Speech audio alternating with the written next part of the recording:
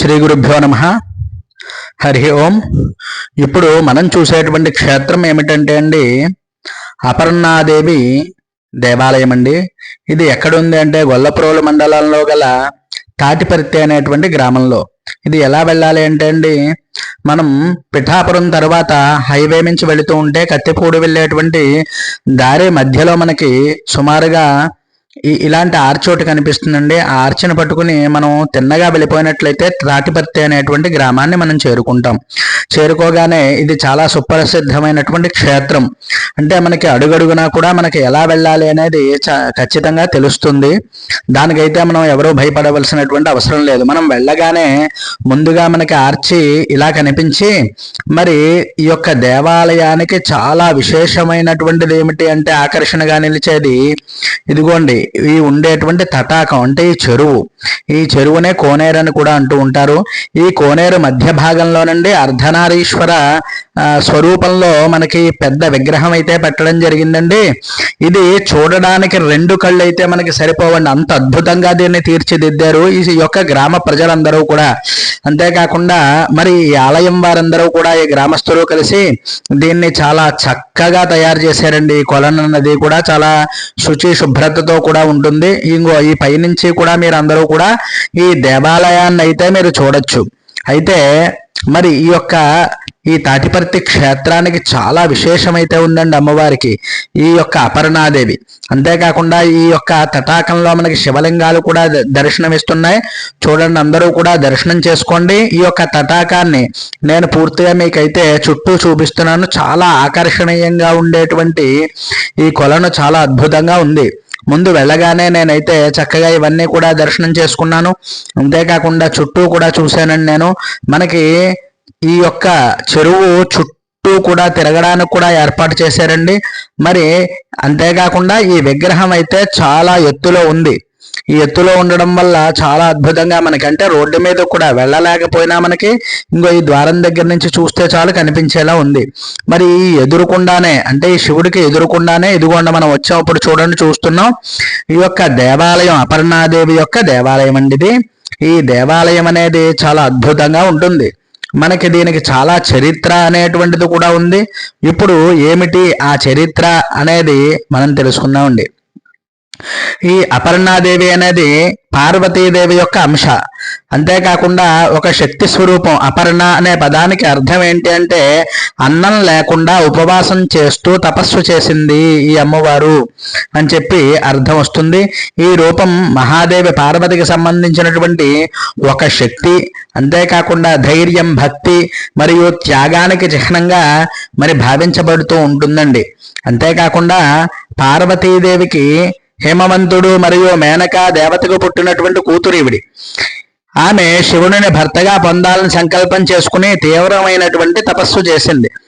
ఆ తపస్సులో భాగంగా ఊహించదగినటువంటి అన్నం కూడా తినకుండా, అంటే పర్ణం అంటే ఏంటంటే ఆకు కూడా తినకుండా తపస్సు చేసింది అని చెప్పి మనకి స్కాంద పురాణం, శివ పురాణం లాంటి విశేషమైనటువంటి గ్రంథాల్లో అయితే మరి చెప్పబడుతోంది.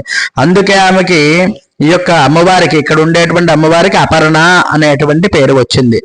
ఆ అంటే ఆకు, పా అంటే పత్రం, అంటే పత్రం అంటే ఆకులండి. అపర్ణ అంటే ఆకులు కూడా తినకుండా తపస్సు చేసినటువంటి దేవత అనేటువంటి అర్థం వస్తుంది. ఆమె తపస్సుతో ప్రసన్నమైనటువంటి శివుడు ఆమెను అంగీకరించి వివాహం చేసుకున్నాడు. అపర్ణాదేవి రూపంలో పార్వతీదేవి సాధారణంగా శాంత స్వరూపంగా కాకుండా ఒక శక్తి స్వరూపంగా కూడా కనిపిస్తూ ఉంటుంది. ఆమె సాధారణంగా రక్తవస్త్రధారిణిగా త్రిశూలం, ఖడ్గం, అభయహస్తం, కపాలం ధరించిన స్వరూపంలోనే మనకి దర్శనమైతే ఇస్తూ ఉంటుంది. అంతేకాకుండా మనం చేసేటువంటి ఉపాసనా పద్ధతులలో అపర్ణాదేవి కూడా చాలా ప్రాధాన్యం మరి ఉన్నది. ఎప్పుడు అంటే నవరాత్రులు, అలాగే దుర్గాష్టమి, అలాగే చైత్ర నవరాత్రి లాంటి శక్తి పూజల్లో అపర్ణాదేవి యొక్క స్మరణ అయితే జరుగుతూ ఉంటుందండి. అంతేకాకుండా మనకి ఇంకా ఎక్కడొస్తుంది అంటే అండి దుర్గా సప్తశతి, అలాగే లలితా సహస్రనామ స్తోత్రాల్లో కూడా మనకి ఈ అపర్ణాదేవి యొక్క నామాన్ని అయితే మనం చదవడం అయితే ఉంటుంది. అంతేకాకుండా ఈ దేవి రూపం ఎలా ఉంటుందయ్యా అంటే ఒక వ్యక్తి వ్రతాచరణ, ఆత్మనియంత్రణ, భక్తి, తపస్సు వంటి విలువలను ఆచరిస్తూ శివానుగ్రహాన్ని పొందగలడని భావిస్తూ ఉంటారండి. ఆమె త్యాగం, పట్టుదల, లక్ష్య సాధనకి ప్రతీకగా ఉంటుంది అమ్మవారి యొక్క తత్వం.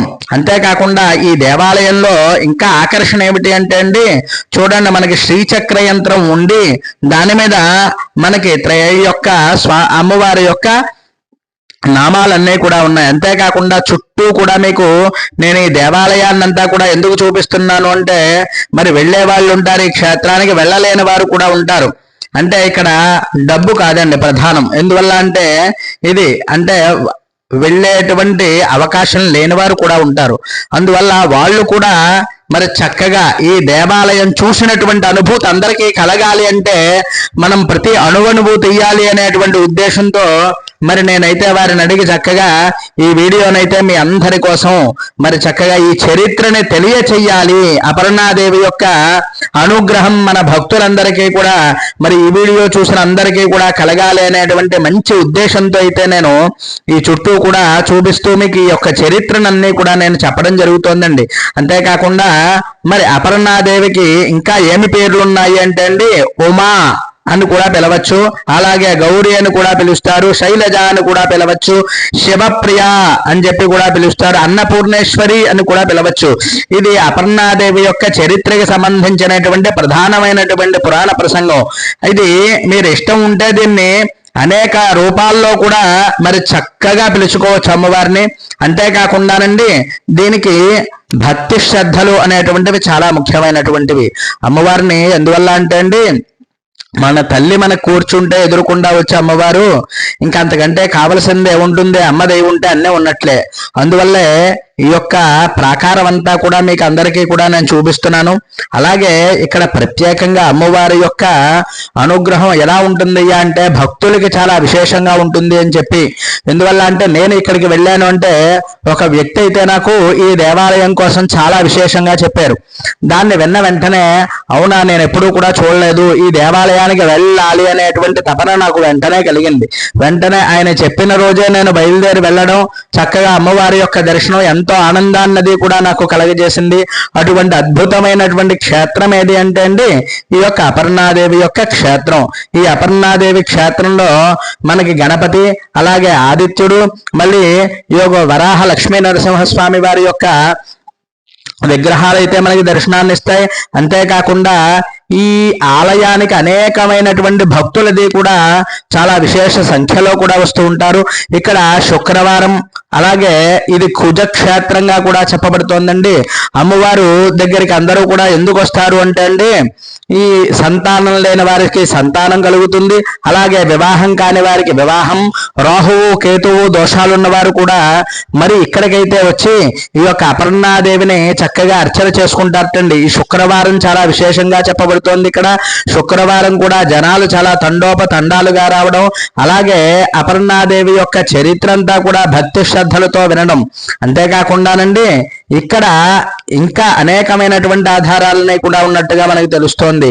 ఎందువల్ల అంటే ఈ యొక్క దేవాలయ చరిత్ర చూసుకున్నట్లయితే మనకి ఇందాక చూసుకున్నాం, ఇక్కడ స్వామివారి యొక్క విశేషమైనటువంటి స్వామివారి పేరు నాగలింగేశ్వరుడు అండి. ఈ యొక్క నాగలింగేశ్వర స్వామి వారిని ఎవరైతే దర్శనం చేసుకుంటారో వారికి నాగదోషాలు, అలాగే రాహుకేతువుకి సంబంధించినటువంటి దోషాలు కూడా పోతాయి అని చెప్పి మనకి అనేకమైనటువంటి పురాణాల్లో కూడా చెప్పబడుతోంది. ఇక్కడ అంతేకాకుండానండి జనాలు చాలా తండోపతండాలుగా రావడం, అలాగే ప్రదోషకాల వేళలో కూడా ఇక్కడ అమ్మవారికి స్వామివారికి కూడా విశేషమైనటువంటి హారతులు అర్చనలు కూడా జరుగుతూ ఉన్నవి.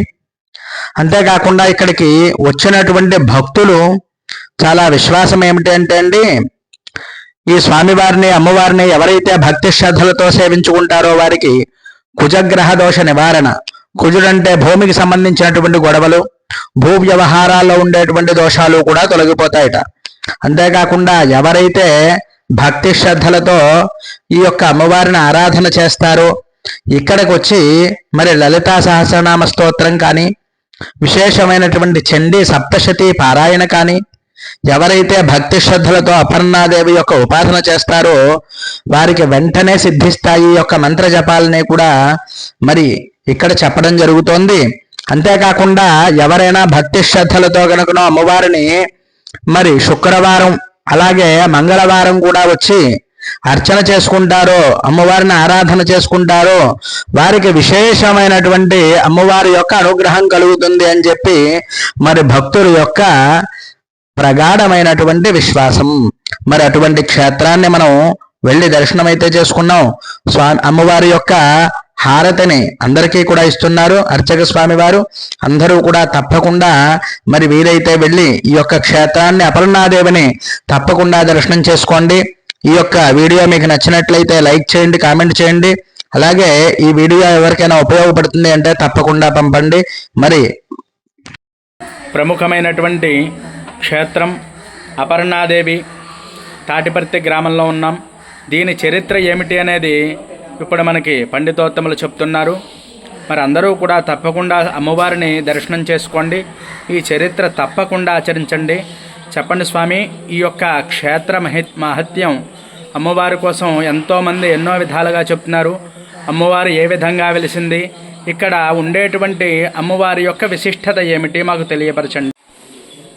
అపర్ణా సహితం దేవం దారుకా వనవాసినం నాగేశ్వరమహం వందే సర్వాభీష్టప్రదాయకం. యా దేవీ సర్వభూతేషు దయా రూపేణ సంస్థిత. నమస్తస్యై నమస్తస్యై నమస్తస్యై నమో నమః.